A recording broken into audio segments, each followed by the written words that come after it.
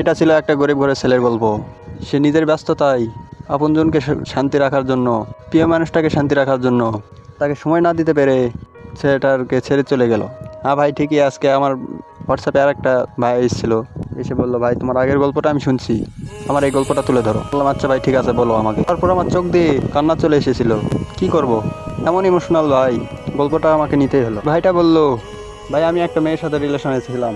রিলেশনের বছর খানিক যাওয়ার পর তার বাড়ি থেকে প্রেশার আসছিল বিয়ের জন্য। তো আমি বললাম, ভাই এটা তো সবার বাড়িতেই হয়, সবার রিলেশনেই হয়, যে কিছুদিন প্রেম করার পর বলে বাড়ি থেকে প্রেশার আসতেছে। ছেলেটা ছিল সেকেন্ড ইয়ারের, সে এত পড়াশোনা করেও চাকরির অভাবে তার বিয়ে করতে পারছিল না, তার প্রিয় মানুষটাকে শান্তিতে রাখতে পারতেছিল না। গরিব ঘরের সন্তান, চাকরি পেতে হলে অনেক টাকা লাগবে, ঘুষ, কি করবে, তাই চাকরি পায় না। ছেলেটাকে মেয়ে বলল যে তুমি যদি চাকরি বাকরি না করো তাহলে আমার আর করার কিচ্ছু নাই, তোমাকে ভুলে যেতে হবে। তা শুনে গরিব ঘরের ছেলেটার খুব আফসোস হলো, আর হবে না বা কেন, সে তো তাকে অনেক ভালোবাসতো।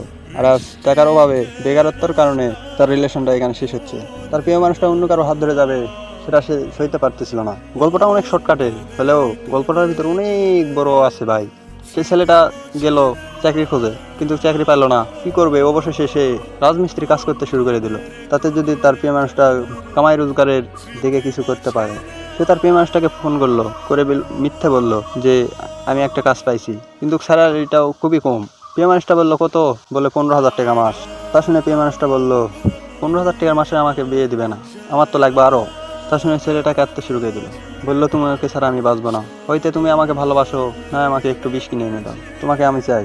তা শুনে মেয়েটা বললো যে তুমি মরো কিংবা বাঁচো তা আমার দেখার বিষয় নেই, যদি আমাকে বিয়ে করতে হয় তোমার স্যালারি থাকতে হবে 50,000। ছেলেটার তো সাধ্য ছিল না, সেই কারণে মেয়েটাকে পেয়ে না মনে হয়।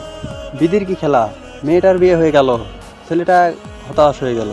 কিন্তু ছেলেটা রুখে দাঁড়াছে বিদায় আসতে প্রচুর টাকার মালিক বাইক নিয়ে ঘুরতেছিল। ঘুরতে দেখে একটা মুরব্বী মানুষকে কয়েকটা গুন্ডা মিলে আক্রমণ করছে। আক্রমণের পর সেই ছেলেটা বাইকে বসে মুরব্বীকে নিয়ে চলে যায়। সেটা দেখে মুরব্বী খুব শান্তি পেল, ছেলেটা খুব কাজের।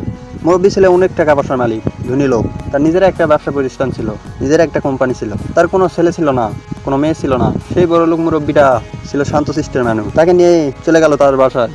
বাসায় যাওয়ার পর বললো, বাবা তুমি কি করো, তোমার বাসা কই?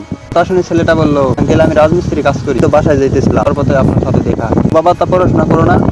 বললো আমি সেকেন্ড ইয়ার পড়ি। ছেলেটা বললো, আঙ্কেল থাকেন, আমাকে এখন যেতে হবে, আপনি পুরো সেফ আছেন, আর যদি কোনো সমস্যা হয় নেক্সট টাইম আমাকে ফোন করে বলবেন। ছেলেটার সততা দেখে সে আঙ্কেলের একটু দয়া হলো, বললো এত ভালো একটা ছেলে পড়াশোনা করে আবার কাজ করে তার সংসার চালায়। তার শুনে আঙ্কেলটা বললো যে বাবা আমার একটা কোম্পানি আছে, আমার কোনো ছেলে সন্তান নেই, কোনো মেয়ে সন্তানও নেই, তুমি কি আমার ছেলে হবে? আমি তো আর কিছুদিনই বাঁচবো। ছেলেটা বললো, না আঙ্কেল, এটা কোনোভাবে সম্ভব না, আমি এটা করতে পারবো না, কারণ আমার মা আছে, আমার বাবা আছে, আমার বাবা হয়তো অসুস্থ, আমার মা হয়তো অসুস্থ, কিন্তু আমি তো ছেলে, সুস্থতা আছি, জীবনে কিছু একটা করে নেবো আঙ্কেল, সমস্যা নেই। তা দেখে আঙ্কেলটা আরও মুগ্ধ হয়ে গেল, তার সম্পত্তির উপর কোনো লোভ নাই। একদিন সে ছেলেটার বাসায় চলে গেল মুরব্বী আঙ্কেল, যাই বললো তোমাদের ছেলে, তোমাদের সবার দায়িত্ব আমি নিতে চাই, সব ঘটনা খুলে বললো। তারপর সেই ছেলেটাকে তার বাসায় নিয়ে গেল, ছেলেটার বাবা মাও রাজি হয়ে গেল। যাওয়ার পর তাকে চাকরি দিল, অফিসের ওনার বানালো, সব করলো। করার পর সেই ছেলেটা, গরিব ছেলেটা আজ হয়ে গেল বড় লোক, আর সেই মেয়েটা বিয়ে করে অন্য ঘরে। একদিন সেই মেয়ে আর ছেলে চাকরির খোঁজে তারই অফিসে চলে এসেছিল। ছেলেটা ছিল পিছন দিকে ঘুরে এসে বলল, স্যার, ইন্টারভিউ নেওয়ার সময় বলল, স্যার আপনি একটু এইদিকে তাকান। ছেলেটা দেখতে পেয়েছিল তার ক্যামেরায় যে এটা ওই মেয়ে, দেখে পিছন দিকে ঘুরেছিল। তারপর সব ইন্টারভিউ নেওয়ার শেষ হলে মেয়েটা বলল, স্যার আপনি আমাকে চাকরিটা দিবেন, আমার খুব প্রয়োজন চাকরিটা। ছেলেটা বলল, কেন, কি হয়েছে, এত প্রয়োজন কেন? মেয়েটা বলল, স্যার কয়েকদিন ভরা আমার বাড়িতে খুব টানাটানি চলছে। এটা শুনে সেই ছেলেটাও রাজি হয়ে গেল, চাকরিটা দিল। দিয়ে যখন পিছন ঘুরে তাকায় তখন দেখে সেই ছেলেটা, যাকে কয়েক মাস আগে অপমান করে তাড়িয়ে দেওয়া হয়েছিল। আসলে গল্পটা থেকে এটাই বোঝা যায় যে সময় কারো না কারো একদিন ঘুরবেই।